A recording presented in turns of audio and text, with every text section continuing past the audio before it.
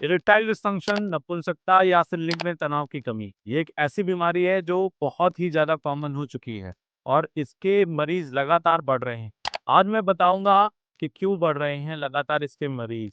आज साथ ही बताऊंगा 5 ऐसे कारण जिसकी वजह से इरेक्टाइल डिस्फंक्शन लगातार बढ़ रहा है यंग पॉपुलेशन में भी। हमारे पास अक्सर 25 से 30 साल की एज ग्रुप के भी युवा आ रहे हैं जो इस तरह की बीमारी के बारे में कंप्लेन कर रहे हैं। 5 उपाय भी बताऊंगा लास्ट में, जिससे आप नेचुरली घर बैठे इस इरेक्टाइल डिस्फंक्शन को ठीक कर सकते हैं या फिर होने से रोक सकते हैं। मैं डॉक्टर सुनील तिवारी, चलिए स्टार्ट करते हैं वीडियो। देखिए, नपुंसकता एक ऐसी बीमारी है, लिंग में तनाव की कमी होना, इरेक्टाइल डिस्फंक्शन होना एक ऐसी चीज है जो लिंग में ब्लड फ्लो को कम करने की वजह से होती है। देखिए, लिंग में तनाव तब आता है जब उसमें ब्लड आता है। ब्लड को लाने के लिए उसमें होती हैं वेसल्स यानी कि आर्टरीज, और ले जाने की ब्लड वापस ले जाने के लिए होती है नस, जिसको वेन बोलते हैं। और उसके अलावा पिनाइल स्ट्रक्चर जो होता है, जिसमें पिनाइल की कवरिंग होती है, जिसको फेशिया बोलते हैं, वो लिंग में तनाव बनाए रखने में हेल्प करती है। तो ये लिंग की पूरी बनावट उसमें मेंटेन रखने में आपको हेल्प करती है। तो आज मैं बताता हूँ 5 ऐसे कारण जिसकी वजह से लिंग में तनाव की कमी आजकल यंग पुरुषों में भी हो रही है और इसकी संख्या लगातार बढ़ रही है। एक डेटा के अनुसार लगभग 35% जो मेंस पॉपुलेशन है इंडिया में, उसमें 40 साल से कम की एज ग्रुप में सब लगभग 35% लोगों को ये समस्या आजकल होने लगी है। तो ये एक ऐसी समस्या है जिसको जानना, जिसका इलाज जानना, जिसको प्रिवेंट करना बहुत ज़रूरी है और इसके बारे में अवेयरनेस फैलाना तो और भी ज़्यादा ज़रूरी है। तो 5 कारणों में सबसे प्रमुख कारण, पहला कारण है आपके खान-पान या फिर इंक्रीज़ कोलेस्ट्रॉल। और जैसे आप जानते हैं कि कोलेस्ट्रॉल इंक्रीज़ होने पे दिल की धमनियों में, दिल के ब्लड सप्लाई में रुकावट पैदा होती है, वैसे ही लिंग के धमनियों में यानी उसके ब्लड वेसल्स में भी रुकावट पैदा हो सकती है। आप सबको पता है कि इंडिया डायबिटीज़ का कैपिटल है। डायबिटीज़ एक ऐसी बीमारी है, शुगर एक ऐसी बीमारी है जो कोलेस्ट्रॉल और अन्य भी कारणों से दिल की धमनियों में थक्का बनाने में हेल्प करती है। अब लगातार शुगर बढ़ा रहने की वजह से आपका कोलेस्ट्रॉल इंक्रीज़ होता है, आपके प्लेटलेट जो होते हैं वो सही से काम नहीं करते और उनका एक्टिवेशन होता है और जिसकी वजह से धमनियों में थक्का बनता है। वही अगर लंबे समय तक आपको डायबिटीज़ है और आप उसको कंट्रोल नहीं करते हैं तो आपके लिंग की धमनियाँ भी ब्लॉक होती हैं। और ये एक प्रमुख कारण है जिसकी वजह से वास्कुलरजेनिक ईडी यानी आर्टेरियोजेनिक ईडी का एक मुख्य कारण बनता है। दूसरा कारण अगर मैं बताऊं तो दूसरा है न्यूरोजेनिक। न्यूरोजेनिक का मतलब होता है कि नर्व रिलेटेड, यानी आपकी जो नर्व सप्लाई है वो कहीं से डैमेज होती है तो लिंग के तनाव में कमी आना शुरू हो जाती है। उसके प्रमुख कारण है अगर आपको स्पाइनल कॉर्ड में कहीं चोट लगी है, आपकी रीढ़ की हड्डी में चोट लगी है, या फिर उसकी सर्जरी हुई है, या फिर उसमें मल्टीपल स्क्लेरोसिस जैसी बीमारियां हैं। इसके अलावा ब्रेन से भी वो नर्व्स कंट्रोल होती हैं। तो अगर आपको स्ट्रोक हुआ है, अगर आपको लगातार डायबिटीज है जिसकी वजह से आपके नर्व्स डैमेज होते हैं डायबिटीज़ में, लंबे समय से डायबिटीज़ होने के कारण भी, तो न्यूरोजेनिक ईडी में भी डायबिटीज़ का बहुत बड़ा रोल है। तीसरा कारण है वीनोजेनिक ईडी, एक्सेसिव मास्टरबेशन। आजकल पॉर्न बहुत ईज़िली अवेलेबल है और excessive masturbation one of the cause जब आपकी फेशिया डैमेज होती है लिंग की, और उस फेशिया के डैमेज होने की वजह से वीनोजेनिक ईडी का कारण बनता है।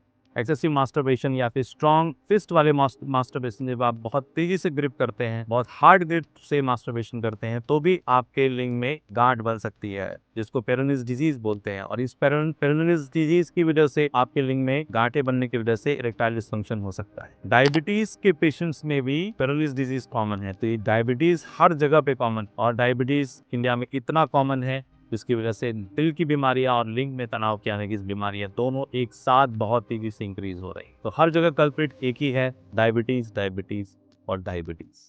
तो उसको कंट्रोल करने के लिए आपको सबको पता है कि क्या करना है। चलिए सबसे पहले तो 5वां कारण बता देता हूँ।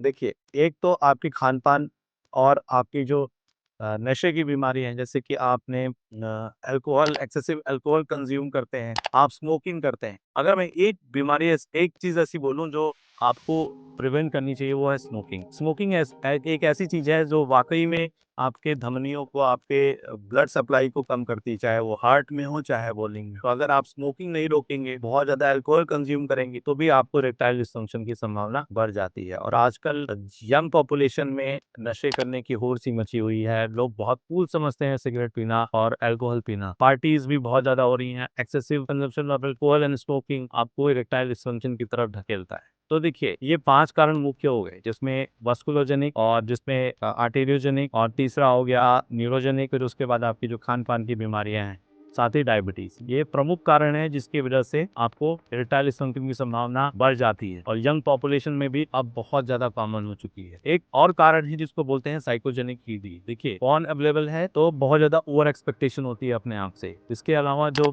मिस इन्फॉर्मेशन भी है वो भी यूट्यूब पे इजिली अवेलेबल है। लोग बताते हैं कि इतना बड़ा साइज होना चाहिए, और एक्सेसिव जो आपका ओवर एक्सपेक्टेशन है उसकी वजह से आप इनफेरिटी में चले जाते हैं और साइकोजेनिक ईडी डेवलप हो जाता है। अब ये सारे तो हो गए कारण। उपाय की बात करें तो उपाय में देखिए, आपके सामने जो कारण है उसी को आप रिवर्स करिए तो आपको उपाय मिल जाएंगे। सबसे पहले तो आप जितने भी नशा करते हैं, अल्कोहल कम करिए, स्मोकिंग बिल्कुल बंद करिए। स्मोकिंग तो मैं बिल्कुल रिकमेंड नहीं करता। अगर आपको जरा से भी हार्ट रिस्क है आपके फैमिली में, या फिर आपको इरेक्टाइल डिस्फंक्शन की शुरुआत हो चुकी है, तो स्मोकिंग सबसे पहले बंद करिए। दूसरा, एक्सेसिव शुगर कंजप्शन। चीनी अगर आप कम कर दें तो आप अपने शरीर में बदलाव सिर्फ 1 महीने में देखना शुरू कर देंगे, और आपके इरेक्शन और आपके सेक्सुअल डिस्फंक्शन की जो भी समस्या है वो भी ठीक होना शुरू हो जाएगी। तीसरा इंपॉर्टेंट चीज है एक्सरसाइजेस। एक्सरसाइजेस, कौन सी एक्सरसाइजेस करनी है आपको? देखिए, शरीर में ओबेसिटी जैसे जैसे बढ़ेगी वैसे वैसे टेस्टोस्टेरोन की मात्रा भी कम होती जाती है, एस्ट्रोजन की मात्रा बढ़ती जाती है, और एक्सेसिव वेट की वजह से आपके शरीर में कोलेस्ट्रॉल की मात्रा बढ़ती है। ये सब ईडी की तरफ आपको ले जाते हैं। इन सबको प्रिवेंट करने के लिए आप कार्डियो एक्सरसाइज करिए, लेकिन अपने कोर को मजबूत करने के लिए आप कोर वाली एक्सरसाइजेस करना शुरू करिए, जैसे प्लैंक्स हो गया, जैसे प्राणायाम, जैसे हो गया दंड। अनुमान दंड एक बहुत अच्छा एक्सरसाइज है। आप देखेंगे तो कोर अगर आपका मजबूत रहेगा और आप स्ट्रेंथ ट्रेनिंग करेंगे तो आपके शरीर का टेस्टोस्टेरोन भी बढ़ेगा, और साथ ही साथ